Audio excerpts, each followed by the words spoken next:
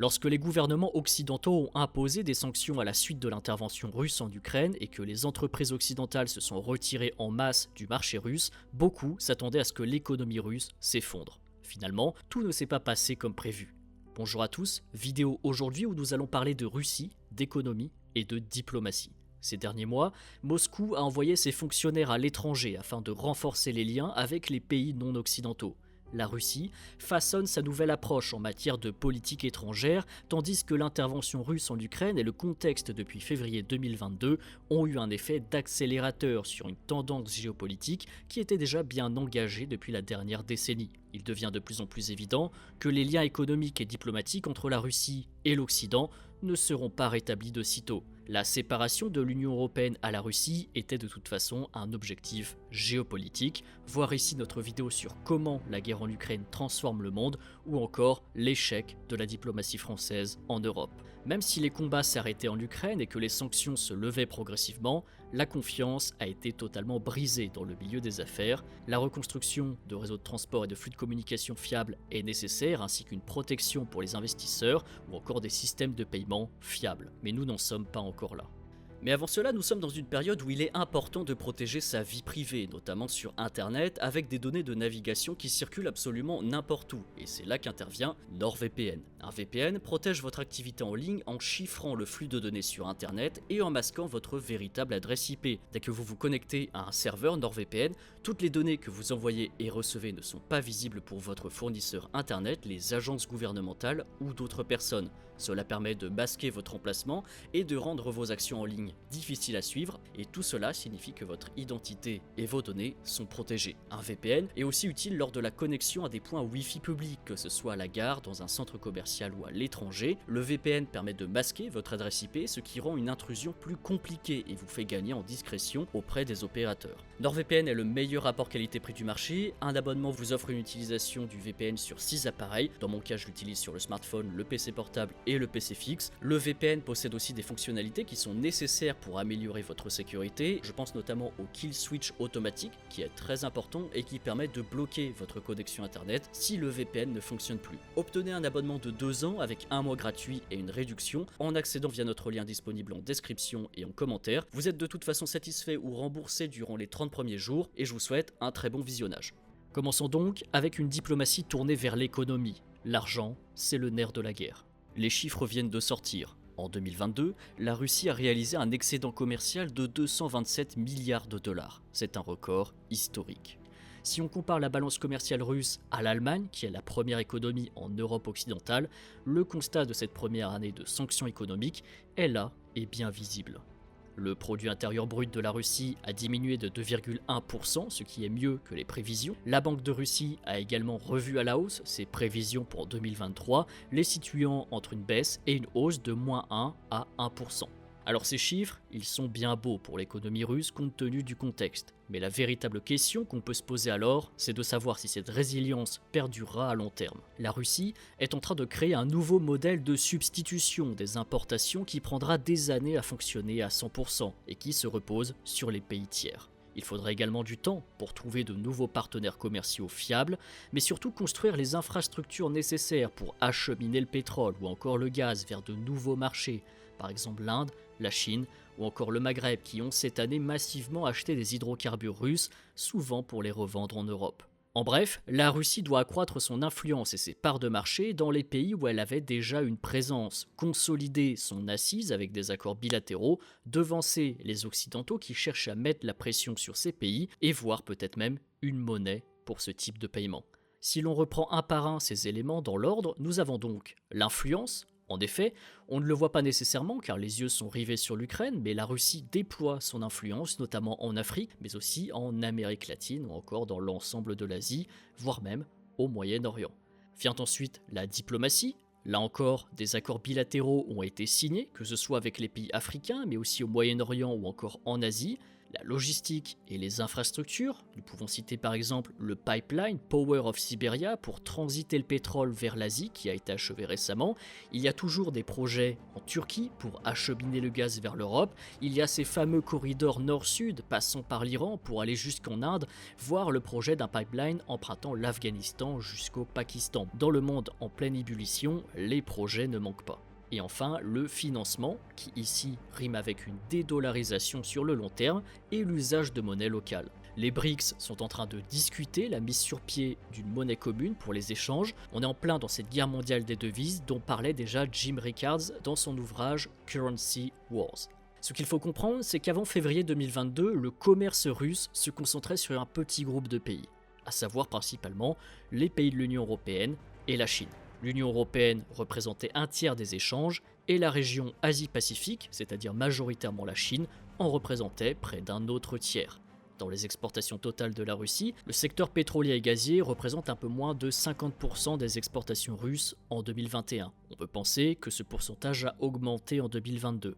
De même, la part du secteur pétrolier et gazier représentait environ 20% du PIB russe en 2022 contre 15% en 2021. En retour, la Russie importe principalement les machines et les équipements de haute technologie. La situation en réalité n'a pas changé entre les années précédentes et l'année 2022. Maintenant, nous allons voir comment la diplomatie russe lutte contre ces sanctions et comment elle favorise l'émergence d'un monde multipolaire en conséquence à ces sanctions. Il y a 3 produits phares dans les exportations russes: les combustibles fossiles, les produits agricoles et les engrais. Notez d'ailleurs l'explosion des exportations de nickel, mais c'est parce qu'il n'y avait pas de sanctions sur ce type de produit. In fine, la valeur n'est pas si importante que cela dans le total des exportations. Notez cependant l'écrasante place des combustibles fossiles, c'est-à-dire le charbon, le gaz, le pétrole, et sans doute tous les produits qui y sont dérivés. Ce serait 80% des exportations russes en 2022. La Russie, pour faire simple, elle veut exporter ses combustibles fossiles et importer des machines et de la technologie. En 2021, l'Union européenne fournissait 45% de cette technologie, les États-Unis 21% et la Chine 11%. Alors comment obtenir cette technologie, maintenant sous sanction, et vendre ces hydrocarbures qui sont aussi sous sanction? Eh bien, on va passer au plan. Ce plan, il se divise en 3 parties. La première, la plus évidente, consiste à contourner les sanctions et à retrouver l'accès au marché de l'Union européenne principalement. Le moyen le plus simple d'y parvenir est de renforcer la coopération avec ce qu'on nomme des pays de transit. Généralement, ce sont des pays adjacents à la Russie qui appartiennent à sa périphérie proche et qui servent de véritables plaques tournantes pour les produits et les entreprises russes comme occidentales. En 2022, les échanges commerciaux entre la Géorgie et la Russie ont dépassé les 2,4 milliards de dollars. C'est une augmentation de 52% par rapport à 2021. L'Arménie affirme également que ses exportations vers la Russie ont augmenté de près de 50%. La question qu'on peut légitimement se poser, c'est qu'est-ce que l'Arménie et la Géorgie, qui sont loin d'être des grands pays producteurs, exportent autant en Russie? Même chose avec le Kazakhstan, où les exportations vers la Russie ont augmenté de 25% par rapport à l'année précédente. En retour, les exportations des pays de l'Union européenne vers certains voisins de la Russie, c'est-à-dire la Biélorussie, l'Arménie, le Kazakhstan, la Géorgie, l'Ouzbékistan, le Kirghizstan, etc., ont augmenté en moyenne de 48% pour atteindre 20,3 milliards d'euros au cours de la même période. C'est à peu près la même valeur de machines et outils qui est exportée par l'Union européenne vers la Russie en 2021. Coïncidence? Peut-être, mais on ne peut pas le savoir. En 2021, l'Union européenne exportait un total de 99 milliards d'euros de marchandises vers la Russie. On peut estimer à la louche que 20 à 25%, mais sans doute plus, de ces exportations, principalement des machines et équipements, se rendent toujours en Russie. Ce serait tout à fait plausible. Le reste des importations, ce sont les Asiatiques, et principalement les Chinois qui se sont substitués aux Européens.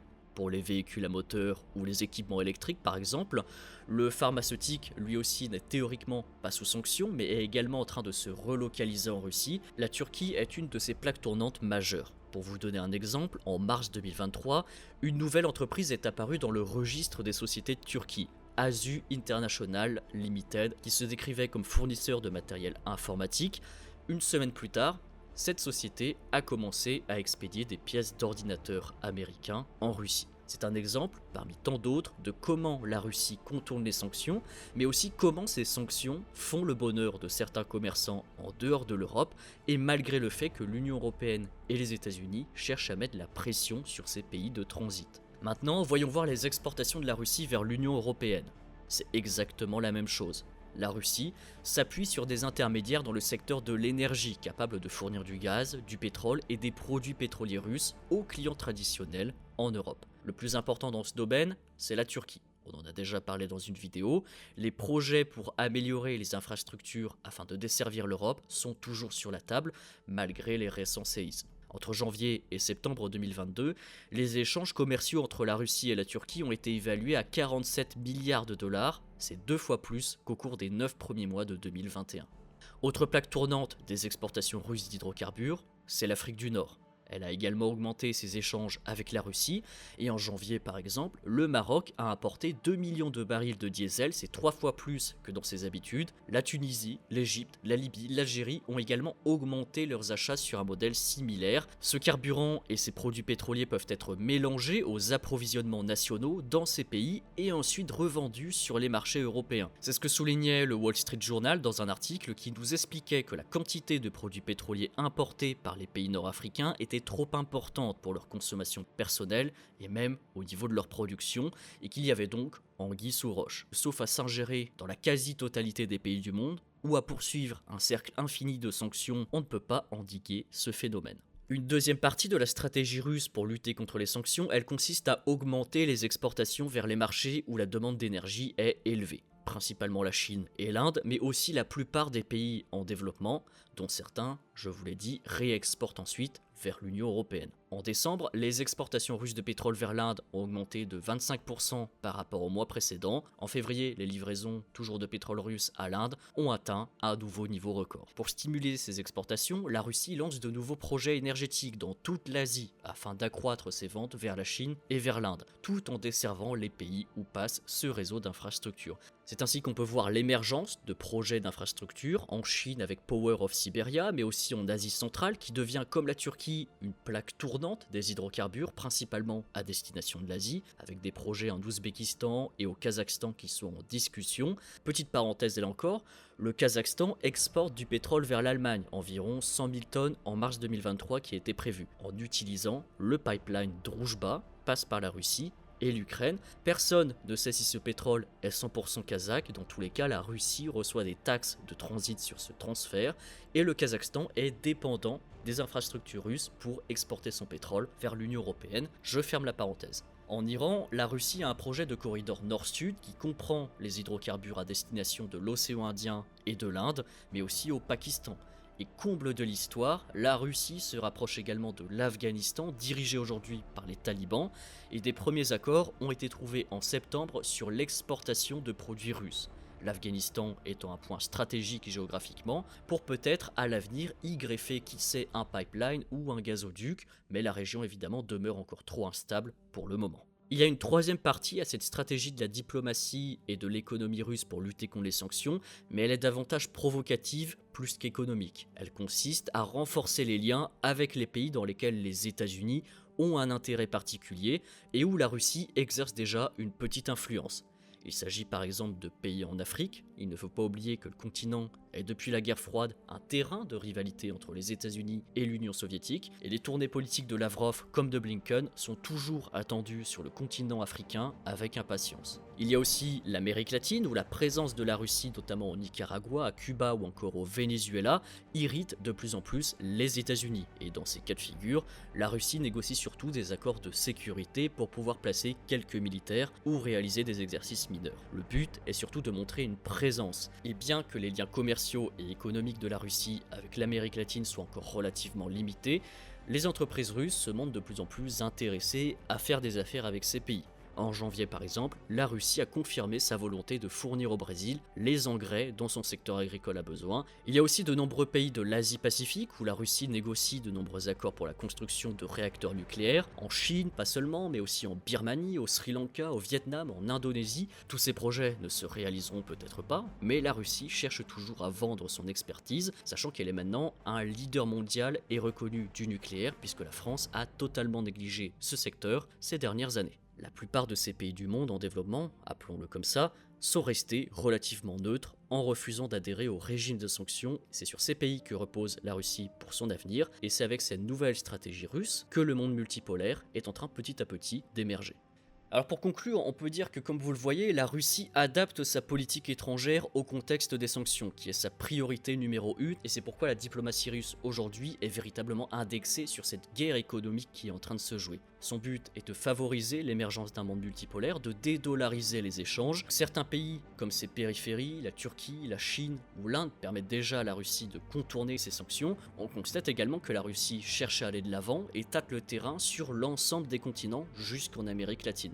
Là où tout n'est pas joué pour elle et qu'il est nécessaire que les pays sur lesquels elle s'appuie résistent à la pression ou aux tentations exercées par l'Occident et en particulier les États-Unis. Les États-Unis et l'Union européenne multiplient également les voyages diplomatiques en Asie centrale. Donc Moscou fait de même et multiplie en retour les visites officielles de son gouvernement dans ces pays étrangers. Et ces pays étrangers sont ceux qui bénéficient le plus du contexte de crise internationale actuelle. Et c'est ça qui est important dans ce conflit, qu'on a tendance beaucoup trop à limiter à l'Ukraine et au théâtre militaire, mais qui en réalité se joue à l'échelle internationale, économiquement et diplomatiquement. La grande question qu'il faut maintenant se poser, on a pu donner quelques pistes dans cette vidéo, c'est de savoir si la Russie arrivera ou non à restructurer son modèle économique et commercial avec l'étranger dans les temps. Et à quel taux d'opérabilité sera-t-il en 2023 par exemple? L'année 2022 a été une réussite, mais cette année 2023 présente bien plus de défis. Et il va falloir que les plaques tournantes sur lesquelles repose la Russie se maintiennent malgré la pression extérieure. On se retrouvera donc dans un an pour poser le bilan. Merci à NordVPN d'avoir sponsorisé cette vidéo. Obtenez un abonnement de 2 ans avec 1 mois gratuit et une réduction en accédant via notre lien disponible en description et en commentaire. Vous pouvez nous suivre sur nos réseaux sociaux. N'oubliez pas également les gestes simples pour nous soutenir. Aimez, dites-nous ce que vous pensez de cette vidéo en commentaire et partagez pour briller en société. J'ajoute également qu'une vidéo comme celle d'aujourd'hui coûte un peu moins de 1000 € à produire. Et nous fonctionnons, vous le savez, à 100% en autofinancement. Alors pour soutenir la chaîne et son développement, vous avez plusieurs solutions.